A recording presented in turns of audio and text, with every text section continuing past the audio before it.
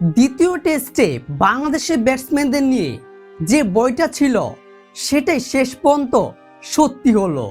মাত্র 64 রানে all out. দর্শক, প্রথম টেস্টে যদি সাদ্দাম ইসলাম ওপেনিংয়ে অস্ট্রেলিয়ানদের নতুন বলে শাইনটা নষ্ট না করত, তাহলে কিন্তু সেই ম্যাচটাতেও এমন অঘটন ঘটতে পারত। কারণ অস্ট্রেলিয়ার গড়ের মাঠে নতুন বলে মিচেল স্টার্ককে সামলানোর মতো সামর্থ্য বা ক্ষমতা কিন্তু নেই বাংলাদেশের মিডল অর্ডার ব্যাটসম্যানদের। যদি টপ অর্ডাররা 10 থেকে 15টা ওভার খেলে দিত, তাহলে কিন্তু পরবর্তীতে বাংলাদেশের মিডল অর্ডারের ব্যাটসম্যানরা কিছুটা রান করতে পারতো বা ভালো একটা ইনিংস তৈরি করতে পারতো। তার একটা সরাসরি প্রমাণ হলো যেখানে বাংলাদেশের সকল ব্যাটসম্যানদের দাপিয়ে তুলেছিল অস্ট্রেলিয়ার বোলার মিচেল স্টার্ক নতুন বলে মাত্র 22 বলেই 5 উইকেট অর্থাৎ 5 তুলে নিয়েছে। শেষ পর্যন্ত কিন্তু সেই মিচেল স্টার্ককেই ডমিনেট করেছে বাংলাদেশের বোলাররা তাইজুল ইসলাম, হাসান মাহমুদ এবং শরীফুল ইসলাম। তার প্রমাণটা এইটাই, প্রথমে নতুন বলে মিচেল স্টার্ক অনেকটা ভয়ঙ্কর হয়ে ওঠে, তবে শেষ দিকে যখন তার নতুন বলটা শেষ হয়ে যায় তখনই কিন্তু যে কোনো ব্যাটারি যে কোনো বলারই রান করতে পারে, যেটা প্রথম ম্যাচে একদম করেছিল সাদ্দাম ইসলাম এবং তানজিদ হাসান তামিম। তবে দ্বিতীয় টেস্টে তারা না করাতে কিন্তু বাংলাদেশের এই অবস্থা, মাত্র 64 রানে অল আউট হয়েছে।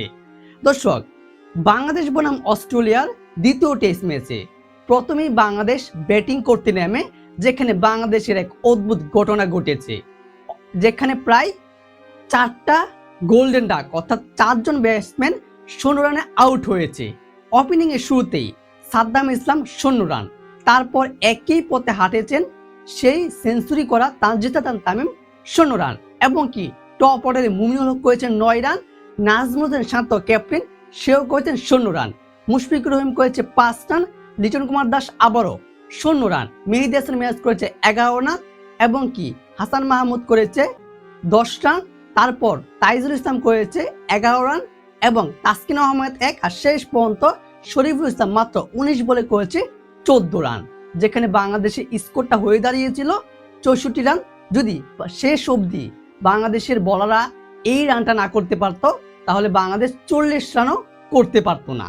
মূল কথা হচ্ছে, প্রথম টেস্টে বাংলাদেশের ব্যাটসম্যানরা, বাংলাদেশের বোলাররা, ক্রিকেটাররা যেভাবে 9 উইকেটে একটা বিশাল জয় নিয়েছিল, আজকে কিন্তু সেই স্বপ্নটা এবং কি সেই আক্ষেপটা নিয়েই কিন্তু আজ বাংলাদেশ মাঠে নেমেছিল যে আজও অস্ট্রেলিয়ার বিপক্ষে ভালো একটা কিছু তৈরি করবে বা ভালো ক্রিকেট খেলবে।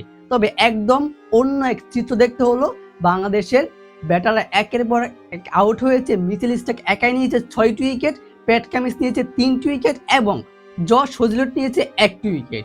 অবশ্য এই মাঠের মেকি মাঠের ক্রিজটা কিন্তু পেস অ্যাটাক পেসদের সহায়ক।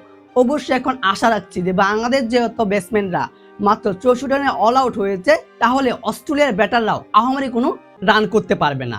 তারাও সম্ভবত এই 100 রান 150 রান বা মূল কথা তারা আহামরি কোনো রানের পাহাড় তৈরি করতে পারবে না, কারণ বাংলাদেশের বলাররাও কম যায় না।